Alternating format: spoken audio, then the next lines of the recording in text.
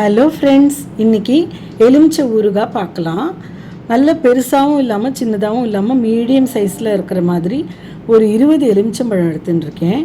இதை நல்லா எலுமிச்சம்பழத்தை வாஷ் பண்ணி தொடச்சிட்டு கம்ப்ளீட்டாக ட்ரை ஆனதுக்கப்புறமா ஒரு 3-4 எலுமிச்சம்பழத்தை எடுத்து தனியாக வச்சுட்டு பாக்கி எல்லாம் ஒரு 4 துண்டாவோ இல்லை 8 துண்டாவோ நல்ல சின்னதாக கூட 8 துண்டாக கூட நறுக்கிக்கலாம்.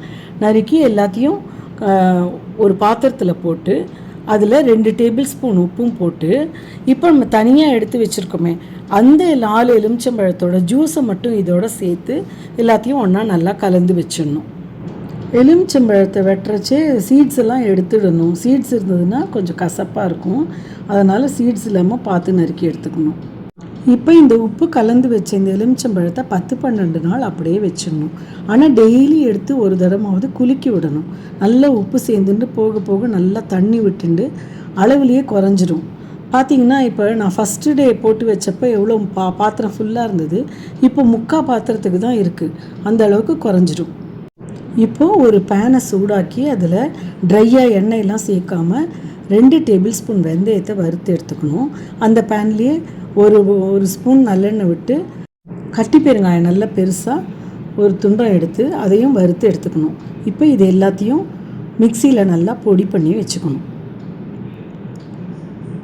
இந்த பொடியை நம்ம ஃபுல்லாக யூஸ் பண்ண மாட்டோம், இதில் ஒரு 3 ஸ்பூன் தான் யூஸ் பண்ண போகிறோம். இந்த பொடியை நம்ம துண்டமாங்காய் பண்ணுறதுக்கு இல்லாமல் யூஸ் பண்ணலாம். அப்புறம் வயிற்று பொறுமலாக இருக்கிறச்சே மோரில் உப்பை போட்டு இந்த பொடியும் போட்டு கூட குடிக்கலாம், நல்லது தான். இப்போ இந்த பொடியில் ஒரு 3 ஸ்பூன் எடுத்து அந்த லெமனில் போட்டு நல்லா கலந்துக்கணும். இப்போது ஊறின எலுமிச்சையை நல்லா அளந்து எடுத்துட்டு 4 பங்கு எலுமிச்சைன்னா அதுக்கு 1/2 பங்கு காரப்பொடி அந்த மாதிரி வச்சுட்டு எவ்வளோ நம்ம அளந்து எடுத்துக்கிறோமோ அதுக்கு அந்த ரேஷியோவில் நம்ம காரப்பொடியை கலந்துக்கணும்.